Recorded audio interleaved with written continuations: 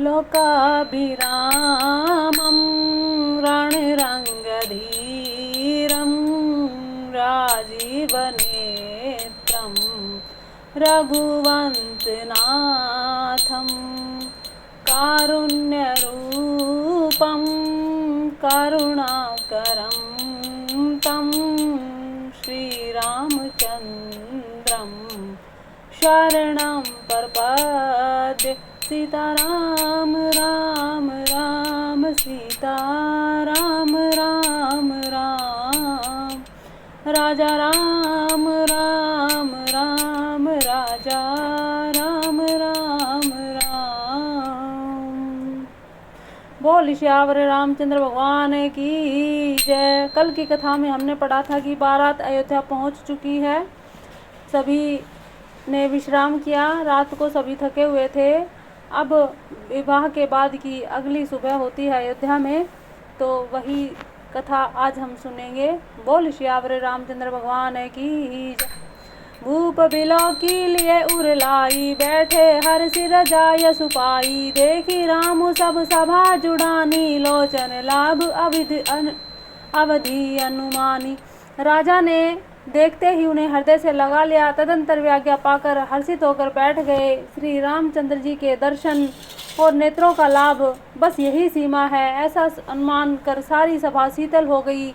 अर्थात सबके 3 प्रकार के ताप सदा के लिए मिट गए। 3 ताप, दैहिक, दैविक, भौतिक तापा। पुनि वशिष्ठ मुनि को सुख आए, सुभग आसीन मुनि बैठाए। सूतन समेत पूजी पद लागे, निरखी रामु दो गुरु अनुरागे। फिर मुनि वशिष्ठ जी विश्वामित्र जी आए। राजा ने उनको सुंदर आसीनों पर बैठाया। पुत्रों समेत उनकी पूजा करके उनके चरण लगे। दोनों गुरु श्री राम जी को देखकर प्रेम में मुग्ध हो गए। कहीं वशिष्ठ धर्म इतिहासा, सुनई महिषु सहित रनवासा। मुनि मन यगम गादि सुत करणी, मुदित वशिष्ठ विपुल विधि वर्णी। वशिष्ठ जी धर्म के इतिहास कह रहे हैं और राजा रनिवास सहित सुन रहे हैं, जो मुनियों के मन को भी अगम्य है। ऐसी विश्वामित्र जी की करनी को वशिष्ठ जी ने आनंदित होकर बहुत प्रकार से वर्णन किया।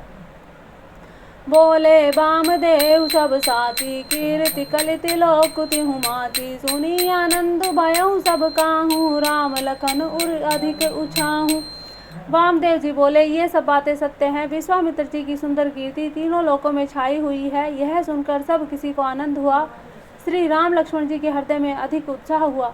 मंगल मोद उछाह नित जाई, दिवस एहि भांति। उमगी अवध आनंद भरी, अधिक अधिक अधिकाति। नित्य ही मंगल आनंद उत्सव हो रहे हैं। इस तरह आनंद में दिन बीते जाते हैं। अयोध्या आनंद से भरकर उमड़ पड़ी है। आनंद की अधिकता अधिक से अधिक बढ़ती ही जा रही है। सुदिन सोधि कल कंकन छोरे, मंगल मोद विनोद न थोरे। नित नव सुख सुर देख सिहाई, अवध जन्म जाचहि विधि पाहि। अच्छा दिन शुभ मुहूर्त शोध कर सुंदर कंकन खोले गए। मंगल आनंद और विनोद कुछ कम न हुए, अर्थात बहुत हुए। इस प्रकार नित्य नए सुखों को देख कर देवता सिहाते हैं और अयोध्या में जन्म पाने के लिए ब्रह्मा जी से याचना करते हैं। विश्वामित्रु चलन नित चही, राम सा प्रेम विनय बस रही। दिन दिन सैगुन भूपति बाहू, देखी सराह महामुनि राहू। विश्वामित्र जी नित्य ही चलना अपने आश्रम जाना चाहते हैं, पर रामचंद्र जी के स्नेह और विनय वश रह जाते हैं। दिनों दिन राजा का 100 गुना प्रेम भाव देखकर महामुनि राज विश्वामित्र जी उनकी सहायता करते हैं, सराहना करते हैं।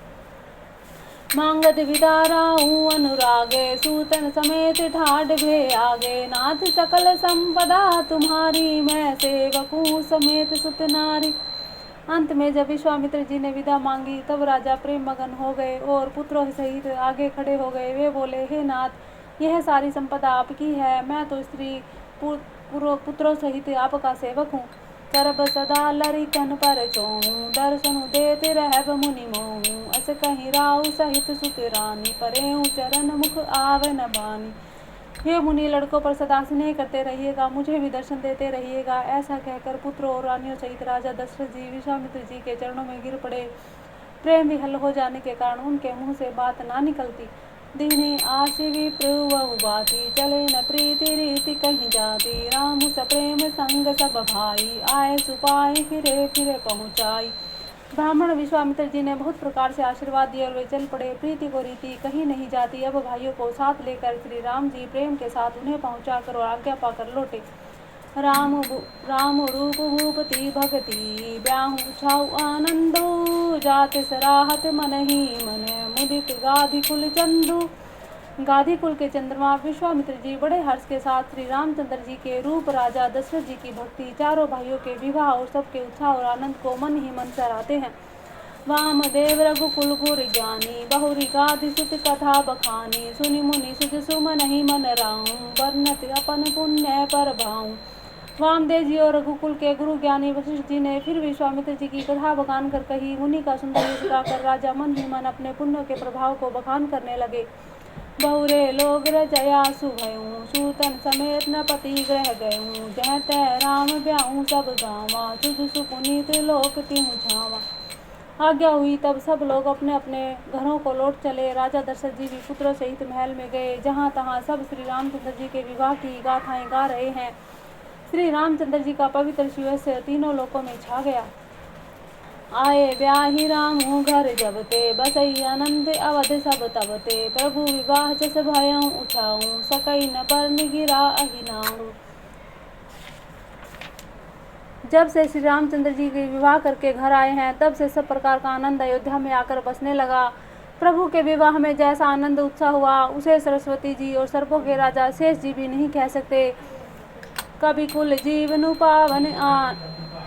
जीवनु पावन जानी राम सिया जसु मंगल खानी तेहि मैं कछु कहाँ बखानी करन पुनित हेतु निज बानी। श्री सीताराम जी के यश को, कवि कुल के जीवन को पवित्र करने वाला मंगल की खान जानकर इसमें मैंने अपनी वाणी को पवित्र करने के लिए कुछ थोड़ा सा बखान कर कहा है। निज गिरा पावनी करने कारण राम जसु तुलसी कहो रघुवीर चरित अपार बार दी पारु कभी कोने लयो उपपीत ब्याह उछाह मंगल सुनिज सादर गावही वैद ही राम प्रसाद तेजन सर्वदा सुख पावही।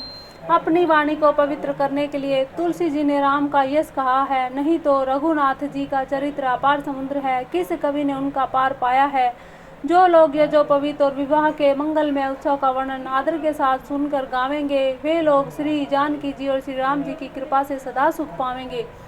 सिय रघुवीर विवाह जे प्रेम गावहि सुनहि तिने कहूँ सदा उछाहू मंगलायतन राम जसु। श्री सीता जी श्री रघुनाथ जी के विवाह प्रसंग को जो लोग प्रेम पूर्वक गाएंगे सुनेंगे उनके लिए सदा उत्सव आनंद ही आनंद है, क्योंकि श्री रामचंद्र जी का यश मंगलों का धाम है। मास परायण 12वां विश्राम। जय श्री राम जय श्री राम जय श्री राम।